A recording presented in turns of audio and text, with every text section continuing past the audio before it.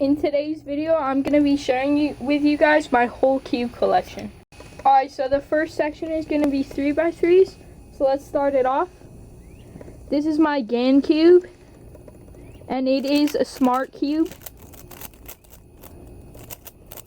And this costed me $29.99 on the Speedcube shop when it was on sale. GAN Smart Cube, and it's the iCarry 2.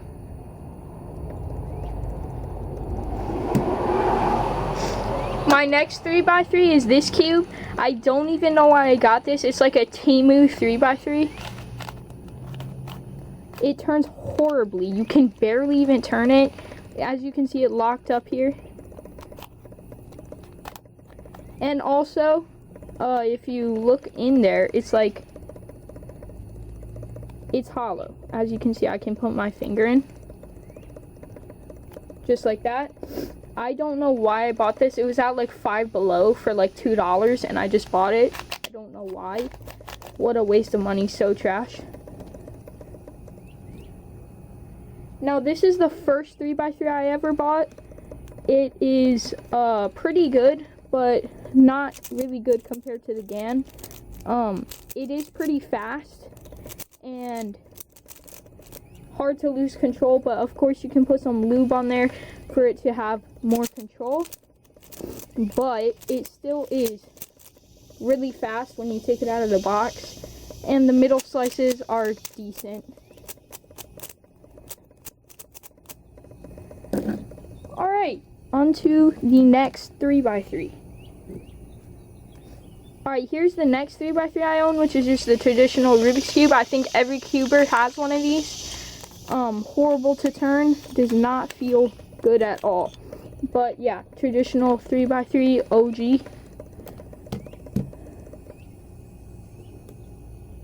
The next 3x3 I have is the new 3x3, the Rubik's Speed.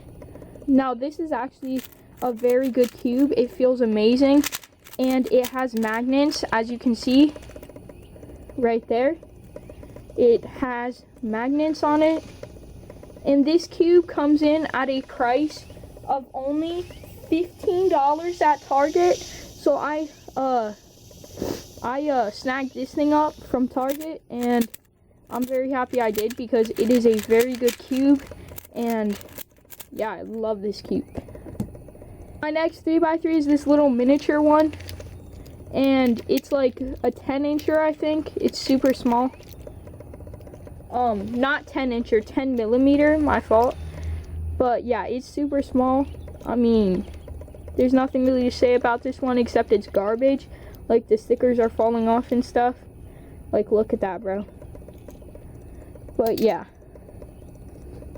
And then I upgraded to a better miniature 3x3. This one is actually like a Speedcube version, and it turns super well, and I really like this one.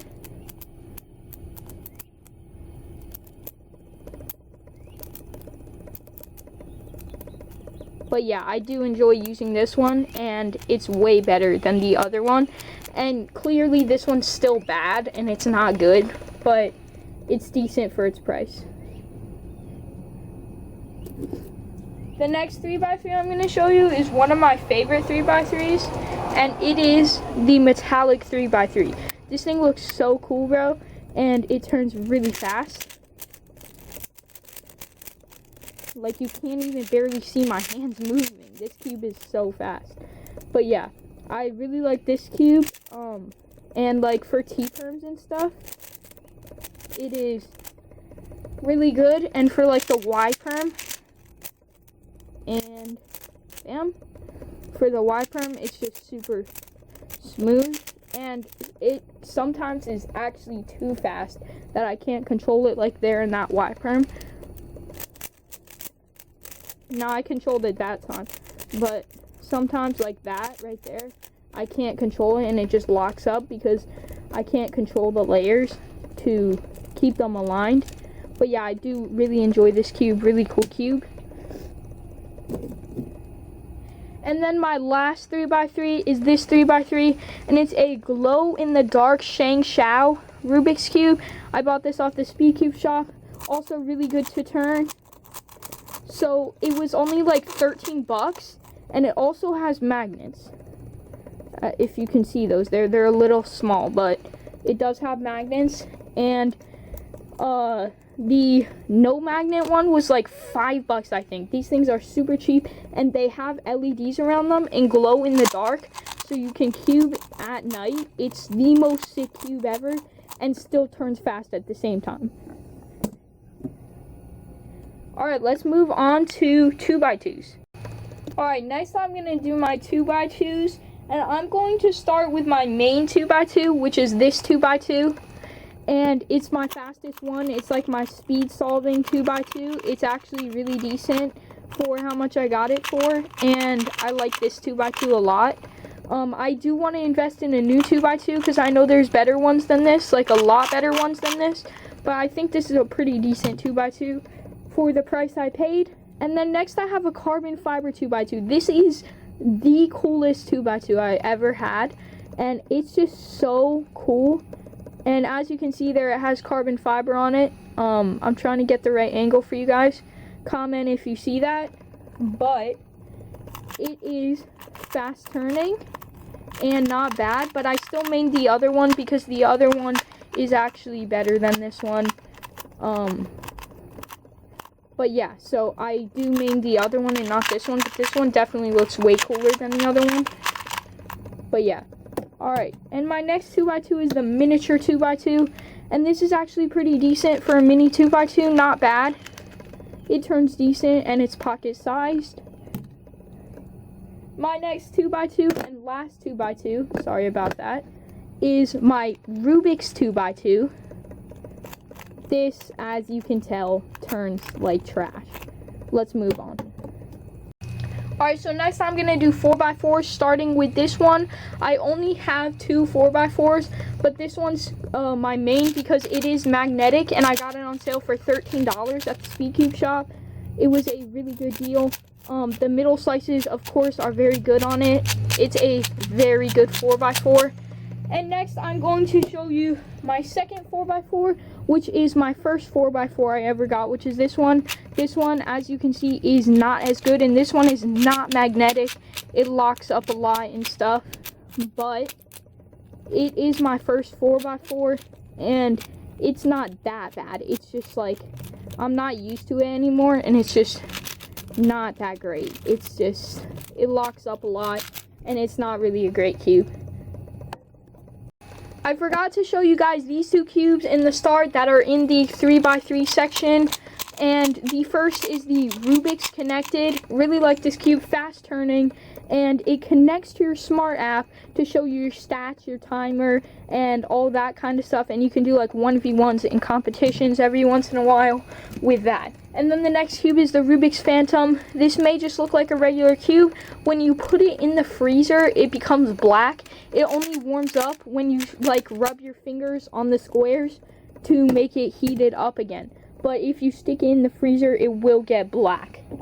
The next cubes are just going to be miscellaneous, and I'm starting with the Mega Minx. Now this one is actually easy to solve, and I have solved this one before. And then the next one is the Clover Cube. This is just like a 3x3, just different shapes, as you can see here. This is literally just a 3x3. You have your M slice here, then your R, U, R prime, U prime, and then your L over here. It's literally just solved just like a 3x3. Super easy cube. And if you know how to solve a 3x3, you know how to solve that. And then my next cube is going to be the Square 1. I have not solved this cube. This cube is hard for me, and I actually don't know how to solve it. But yeah, this is the Square 1, and I do not know how to solve it. If you guys want to comment down below, if you know how to solve it, go ahead and do that, because I'd really like to hear if you guys know how to solve the Square 1 or not. Alright, my next cube, Ivy Cube. Now this thing turns really sus, but it's actually one of the most easy cubes, and for beginners I'd highly recommend this.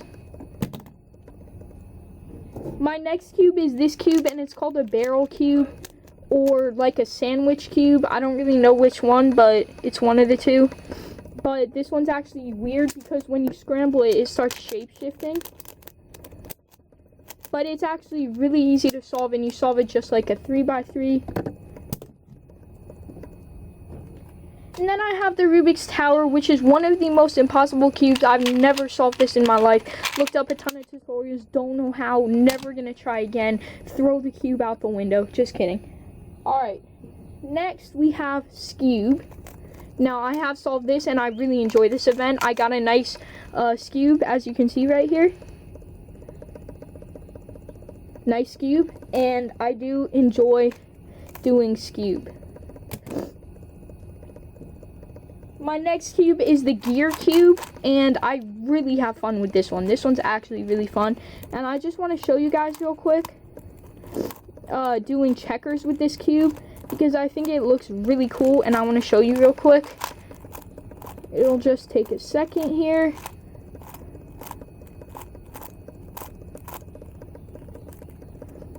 And then this way, like that, and then this way. Oh, right there. And it looks really cool in my opinion. I like checkers on the Gear Cube a lot. Alright, and then my next cube is going to be another Gear Cube, and it's the Gear Cube Pyramid. I don't really know how this thing turns very well, except like up here. I can't turn these because it's locked up by this. I don't know. I got it a long time ago. I don't really know how that thing works. And then next we have the Dino Cube. This one's super simple. Everyone loves solving this little Dino Cube, and it's one of the most popular cubes for beginners. I love that cube. Next is the Banana Cube, which I also know how to solve. This one's more hard, but once you get the hang of it, it's pretty easy. Looks pretty funny, and yeah. Alright, I don't know if you'd really consider this a cube, but it's like a puzzle I solve a lot of times. You have to like line up the beads, and then you pull here, and it like twists. I don't know if that's really considered a cube. Comment down below and tell me what you think. And then my next cube is the Windmill Cube. This one is actually super weird, but it's very easy to solve, pretty much just like a 3x3 the whole way until the end, where you have to recognize different PLLs, but it's still very easy to solve. That's the Windmill Cube.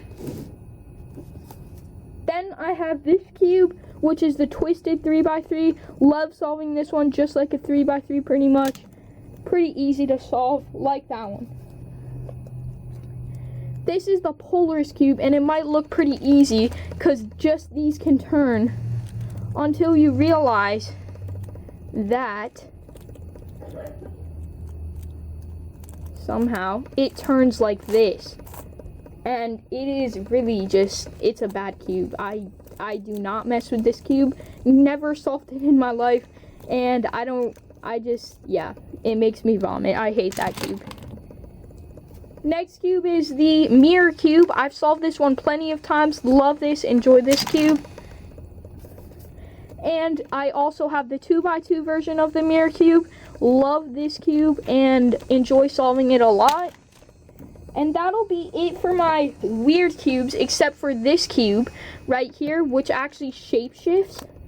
It looks like just a 2x2 Pyraminx until it starts shape-shifting, but it's actually solved just like a 2x2. Super simple and easy.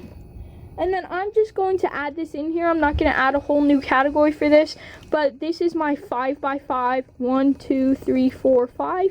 And yeah, I actually have solved this before, but it took me quite a while.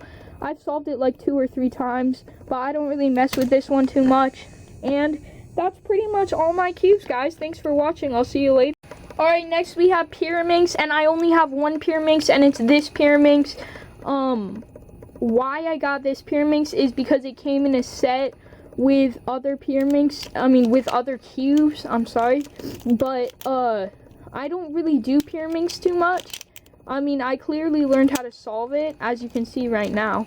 But, I don't really do Pyraminx too much, and so I only have one Pyraminx, but I will be getting a new one soon because I do want to start Pyraminx. It's really fun in my opinion.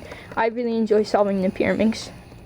And those who stay to the end get a bonus cube, the 7x7. Never solved in my life, never will. Thank you for watching. Comment down below if you solved a 7x7, and also comment what your favorite cube was out of all of these. Thank you for watching, and goodbye.